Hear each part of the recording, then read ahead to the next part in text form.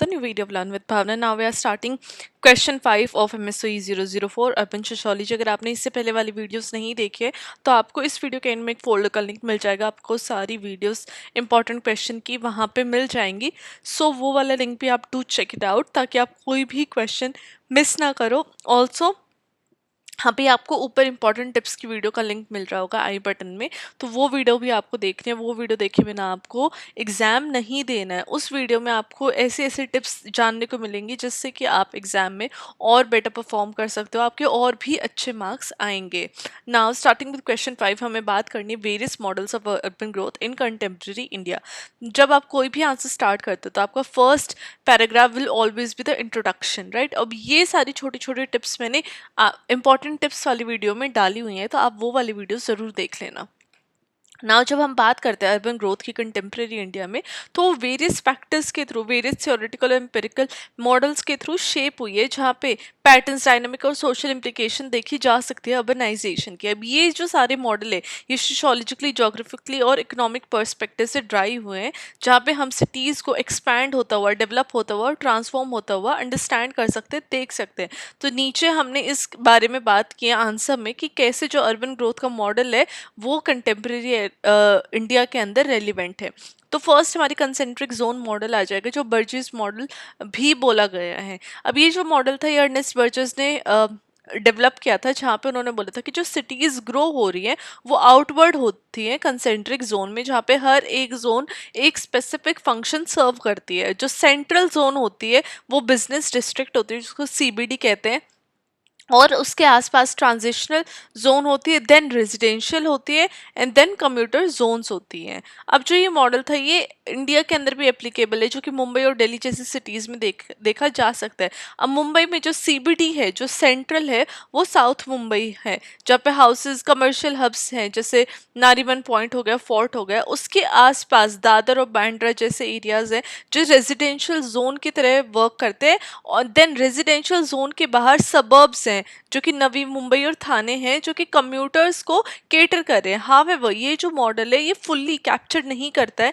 Unplanned और जो mix use जो लैंड यूज होती है डेवलपमेंट में, जो कि इंडियन सिटीज़ के अंदर देखी जा सकती है। अब जो इसका क्रिटिसिज्म है वो भी किया गया है, क्योंकि जब हम इंडियन सिटीज़ की बात करते हैं तो वो कंसेंट्रिक पैटर्न से कहीं पे इनफॉर्मल सेटलमेंट्स देखी जा रही, कहीं पे स्लम्स है, कहीं पे रेगुलर प्लानिंग है। फॉर एग्जांपल धारावी जो मुंबई की कोर में लोकेटेड है, और वो इस मॉडल को चैलेंज करती है कि वो स्लम होते हुए भी सिटी के मिडल में है। वो बट जो बर्जस मॉडल है वो क्या कह रहा है कि जो स्लम्स है वो कम्यूटर जोन में होंगी, वो सबसे आउटसाइड जोन में होंगी, राइट। लेकिन वहीं पे जो धारावी है वो इस थ्योरी को कहीं ना कहीं चैलेंज कर रहा है, because being a slum it is in centre of the city, right, in middle of the city. ना सेकंड हमारा आ जाता है सेक्टर मॉडल, जिसको होयट मॉडल भी बोल सकते हैं। ये जो मॉडल था ये होमर होयट ने डेवलप किया था। इस मॉडल में जो सिटीज़ हैं उनको सेक्टर्स में ग्रो होता हुआ देख सकते हैं, जहाँ पे जो वेजीज हैं वो आउटवर्ड रेडिएट करते हैं सीबीडी के अलोंग ट्रांसपोर्टेशन रूट्स के थ्रू। हर एक सेक्टर में जो स्पेसिफिक लैंड यूज़ है वो कैरेक्टराइज किया गया है, चाहे वो रेजिडेंशियल हो, इंडस्ट्रियल हो या फिर कमर्शियल एरियाज हो। अब इंडिया के अंदर जो इसकी एप्लीकेशन है वो देखी जा सकती है दिल्ली में, जो कि पार्शली इस मॉडल को रिफ्लेक्ट करता है। जो इसकी ग्रोथ है वो आर्टेरियल रोड्स और मेट्रो लाइंस के अराउंड देखी जा सकती है। फॉर एग्जाम्पल जब हम राजपथ एरिया की बात करते हैं तो वहाँ पे गवर्नमेंट और एडमिनिस्ट्रेटिव सेक्टर्स है, राइट। वहीं पे जो सीपी है वहाँ पे कमर्शियल सेक्टर्स है। जो रेजिडेंशियल एरियाज है वो साउथ दिल्ली में देखे जा सकते हैं, जहाँ पे वेल्दियर एरियाज है, वेल्दियर रीजन्स है। वहीं पे ईस्ट दिल्ली में मिडिल क्लास जोन्स देखने को मिल सकते हैं। तो हर एक जोन बटी हुई है, और दिल्ली के अंदर हमें ये देखने को मिल जाता है जो सेक्टर मॉडल है होयत मॉडल। वहीं पे इसको क्रिटिसाइज किया गया है, बोला गया है कि जो मॉडल है बहुत ज़्यादा ओवर सिंप्लीफाई कर देता है डाइवर्सिटी को, और जो इनफॉर्मल नेचर है अर्बन ग्रोथ का इंडियन सिटीज़ में उसको भी कैप्चर नहीं करता है, जहाँ पे एक लैंड को मल्टीपल तरीके से यूज़ किया जा सकता है और किया जाता है with in the same sector. तो ऐसा नहीं है कि एक सेक्टर में एक ही तरीके से लैंड यूज़ हो रही है एज पर दिस मॉडल। तो क्रिटिसिज्म में यही बोला है कि एक लैंड को, एक सेक्टर को मल्टीपल पर्पसेस के लिए यूज़ किया जा सकता है और यूज़ करते हुए देखा भी जाता है। नाउ थर्ड हमारा आ जाएगा मल्टीपल न्यूक्लियाई मॉडल। अब जो ये प्रपोज किया था हैरिस और उल्मन ने, ये मॉडल आर्ग्यू कर रहा है कि जो सिटीज डेवलप होती है वो मल्टीपल सेंटर्स या फिर न्यूक्लियाई में डेवलप हो रही है, जहाँ पे हर एक जो न्यूक्लियाई है, हर एक सेंटर है, उसका डिफरेंट फंक्शन है, राइट। चाहे वो कॉमर्स में है, इंडस्ट्री में या फिर रेजिडेंशियल एरियाज में। जब हम इंडिया में एप्लीकेशन देखते हैं इस मॉडल की, तो हम देख सकते हैं कि काफ़ी सारी सिटीज़ ये कैरेक्टरिस्टिक्स हमें देखने को मिलते हैं मल्टीपल न्यूक्लियाई मॉडल के, क्योंकि जो डिसेंट्रलाइज्ड ग्रोथ है और पॉलीसेंट्रिक डेवलपमेंट है वो इंडियन सिटीज़ में हमें देखने को मिल रही है। एग्जाम्पल के तौर पर अगर आप बेंगलुरु की बात करेंगे तो वहाँ पे मल्टीपल न्यूक्लियाई या सेवरल न्यूक्लियाई इंडस्ट्रीज हमें देखने को मिल सकती है। जैसे वाइट फील्ड वो आईटी हब है, वहीं पे इलेक्ट्रॉनिक सिटीज़ है जिसको इंडस्ट्रियल हब की तरह देखा जा सकता है, और जो इंदिरा नगर है वो रेजिडेंशियल और कमर्शियल एरिया दोनों तरीके से यूज़ होती है।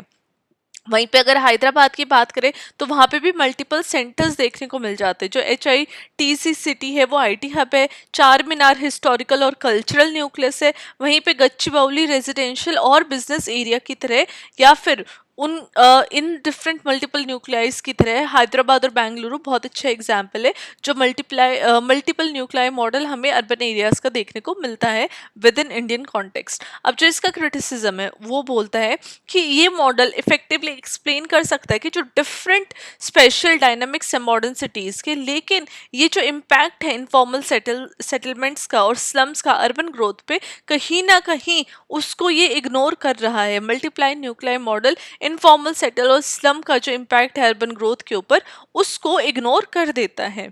ना फोर्थ हमारा आ जाता है अर्बन कॉरिडोर मॉडल। अब ये जो मॉडल एक्सप्लेन करता है कि जो अर्बन ग्रोथ है वो ट्रांसपोर्टेशन कॉरिडोर्स के अराउंड ग्रो हो रही है, जो मेजर इकोनॉमिक रूट्स हैं जहाँ पे एक लीनियर या फिर रिबन लाइक अर्बन डेवलपमेंट हमें देखने को मिल रही है। इंडिया के अंदर जो गोल्डन क्वाड्रिलेटरल हाईवे नेटवर्क है उसके अराउंड कैसे अर्बन कॉरिडोर्स ग्रो हुए हैं, अर्बन डेवलपमेंट देखने को मिल रही है, ये बहुत बड़ा एग्जाम्पल है अर्बन कॉरिडोर मॉडल का। एग्जाम्पल जो दिल्ली मुंबई इंडस्ट्रियल कॉरिडोर है DMIC, उसने अर्बनाइजेशन को बहुत ज़्यादा स्टिमुलेट किया है, उसकी वजह से अर्बनाइजेशन ग्रो हो गई है इस रूट पे, जहाँ पे जयपुर, उदयपुर, अहमदाबाद जैसी जो सिटीज़ है सिग्निफिकेंट ग्रोथ देखने को मिली है अलोंग द अर्बन कॉरिडोर्स या फिर along the urban corridor model का, जो ये बहुत अच्छा एग्जाम्पल है। जो चेन्नई बेंगलुरु इंडस्ट्रियल कॉरिडोर है उसमें भी एक राइज देखने को मिल जाता है, जहाँ पे स्मॉलर अर्बन हब्स देखने को मिल जाते हैं, जैसे होसुर और श्रीप्रमुन बुद्दुर, राइट। ये I don't know how to pronounce this, but हाँ आप स्पेलिंग याद कर लेना। तो ये जो चेन्नई बेंगलुरु इंडस्ट्रियल कॉरिडोर है उसके अराउंड भी ये एग्जाम्पल या फिर ये मॉडल सही बैठता है ना। इसका जो क्रिटिसिज्म है वो बोल रहे हैं कि जो कॉरिडोर डेवलपमेंट है वो कहीं ना कहीं रीजनल डिस्पैरिटीज देखने को मिल जाते हैं, क्योंकि जो पेरिफेरल रूरल एरियाज है वो अंडर डेवलप्ड रह जाते हैं, और जो उसके अराउंड की जो चीज़ें हैं वो कहीं ना कहीं डेवलप हो जाती है, और जो बाकी का एरियाज है, जो बाकी के एरिया कॉरिडोर के अराउंड नहीं है, उसकी वजह से एक निग्लेक्ट दूसरे एरियाज में देखा जाता है। फिफ्थ हमारा आ जाएगा अर्बन प्राइमेसी मॉडल। तो ये मॉडल हाईलाइट कर रहा है dominance of a single city एक कंट्री के अर्बन हायरार्की में, जो कि पॉलिटिकल, इकोनॉमिक और कल्चरल हब की तरह सर्व करती है। अब देखो आप मुंबई और दिल्ली का एग्जाम्पल ले लो, वो अर्बन प्राइमेसी की तरह बात करते हैं, जहाँ पे एक इकोनॉमिक इन्वेस्टमेंट ज़्यादा है, माइग्रेशन ज़्यादा, रिसोर्सेज ज़्यादा है। फॉर एग्जाम्पल मुंबई इंडिया की फाइनेंशियल कैपिटल है, वहीं पे जो दिल्ली है वो पॉलिटिकल और administrative centre, because Delhi is the capital, right, capital city.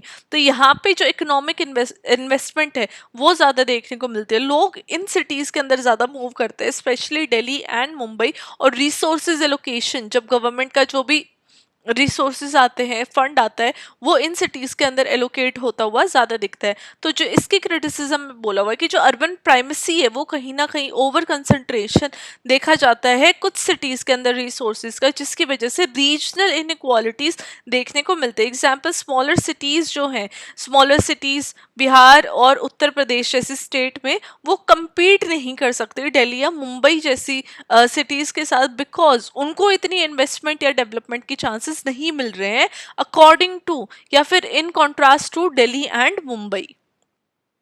अब हमारा सिक्स आ जाएगा ग्लोबल सिटी मॉडल। अब ये जो मॉडल है सिटीज को ग्लोबल इकोनॉमिक और कल्चरल हब की तरह देखता है, जहाँ पे ग्लोबल नेटवर्क में इंटीग्रेट होता हुआ देखता है, फाइनेंस, ट्रेड और कम्युनिकेशन। अब इंडिया के अंदर मुंबई, बैंगलोर और दिल्ली, इनको ग्लोबल सिटीज की तरह देखा जाता है, बिकॉज जो मुंबई है फाइनेंशियल हब भी है और वो ग्लोबल मार्केट से कनेक्ट करती है। वहीं पे बेंगलुरु आईटी हब है और वो मल्टीनेशनल कॉरपोरेशंस बेंगलुरु के अंदर बहुत ज़्यादा देखने को मिलते हैं। वहीं पे जो दिल्ली है उसका रोल आ जाता है डिप्लोमेटिक और पॉलिटिकल हब का, जो कि इसकी ग्लोबल सिग्निफिकेंस में बहुत ज़्यादा वैल्यू ऐड होती हुई हमें दिखती है। अब जो क्रिटिक्स हैं वो क्रिटिक करते हैं कि जो ग्लोबल सिटी का जो स्टेटस है वो अमंग एलिट्स में ज़्यादा कंसंट्रेटेड है। जिस सिटी में ज़्यादा रिच लोग हैं उस सिटी को ग्लोबल सिटी का स्टेटस मिल जाता है। वहीं पे जो मार्जिनलाइज्ड पॉपुलेशन है वो इस इनइक्वालिटी और डिस्प्लेसमेंट की वजह से बहुत ज़्यादा सफ़र करती हैं, या फिर उनको इसका इतना ज़्यादा बेनिफिट नहीं मिलता, या फिर उनकी सिटी को ग्लोबल सिटी का स्टेटस नहीं मिल पाता है। फॉर एग्जांपल जो स्लम इविक्शन है मुंबई में, राइट, वो धारावी जैसी जगह पे जो कि उसके एक्सक्लूजनरी इफेक्ट दिखाते हैं किसी भी एक ग्लोबल सिटी डेवलपमेंट में। कैसे जो लोग हैं एक ही सिटी के अंदर रहते हुए हमें दो डिफरेंट वर्ल्ड्स देखने को मिलते हैं, वो हम धारावी स्लम को देख के आइडिया लगा सकते हैं, राइट।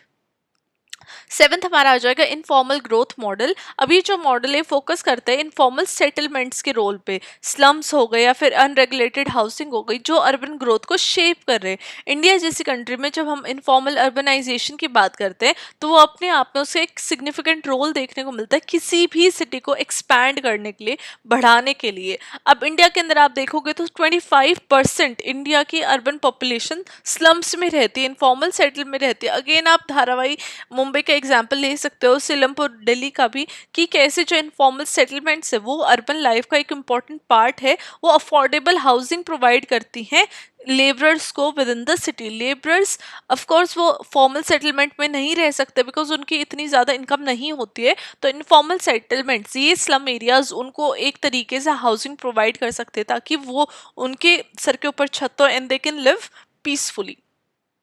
अब जो क्रिटिक कर रहे हैं वो कह रहे हैं कि जो इनफॉर्मल ग्रोथ है उसकी वजह से सोशो इकोनॉमिक इनक्वालिटीज देखने को मिलते हैं, जो कि पुअर लिविंग कंडीशन में जो लोग रह रहे हैं और लोगों के पास बेसिक एम्यूनिटीज भी नहीं होती, सैनिटेशन की फैसिलिटीज नहीं है, क्लीन वाटर नहीं है, क्लीन एयर नहीं है। तो ये जो lack of access basic amenities है, ये जो क्रिटिक है ये इन्हीं इनफॉर्मल सेटलमेंट से इनफॉर्मल ग्रोथ मॉडल का है ना। हमारा एट्थ आ जाएगा स्मार्ट सिटी मॉडल। अब इंडिया की जो स्मार्ट सिटी मिशन है वो एम करता है कि अर्बन सेंटर्स को, अर्बन सिटीज़ को ऐसा डेवलप करना, वहाँ पे एडवांस्ड इंफ्रास्ट्रक्चर लेके आना, सस्टेनेबल प्रैक्टिसेस लेके आनी और टेक्नोलॉजी ड्रिवन गवर्नेंस लेके आनी। वहाँ एप्लीकेशन जब हम इंडिया में देखते हैं तो पुणे, सूरत, भुवनेश्वर जैसी जो सिटीज़ है वहाँ पे स्मार्ट सिटी प्रोजेक्ट्स इंप्लीमेंट किए गए हैं।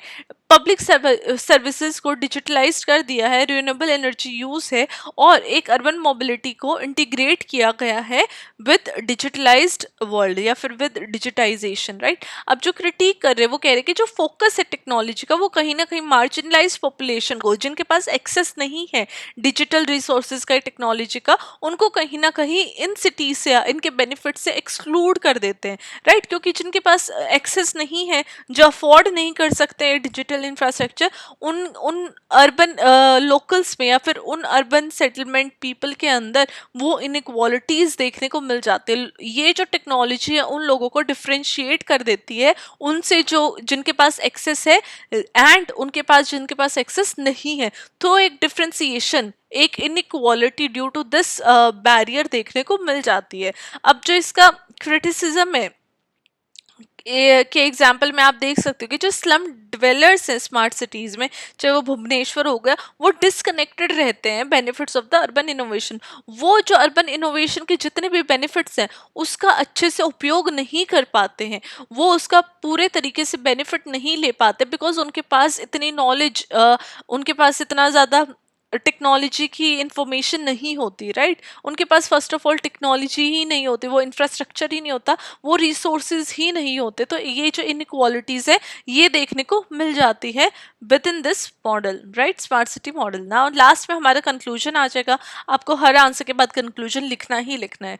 तो हमने वेरियस मॉडल्स देखे अर्बन ग्रोथ के, जिसने कि वैल्यूएबल इंसाइट प्रोवाइड किए कॉम्प्लेक्स और डाइवर्स पैटर्न जानने के लिए जो अर्बनाइजेशन देखी जाती है इंडिया में। जो ट्रेडिशनल मॉडल है जैसे कंसेंट्रिक जोन मॉडल हो गया, सेक्टर मॉडल हो गया, वो हमें हेल्प करते हैं कि हम स्ट्रक्चर्ड ग्रोथ को अंडरस्टैंड कर सके ऑफ अर्बन सेक्टर या फिर अर्बन सिटी। वहीं पे जब हम कंटेम्प्रेरी ट्रेंड्स की बात करते हैं, चाहे वो इनफॉर्मल अर्बनाइजेशन हो, अर्बन कॉरिडोर हो या स्मार्ट सिटीज़ हो, तो वहाँ पे हमें यूनिक चैलेंजेस देखने को मिलते हैं किसी भी इंडियन सिटी का।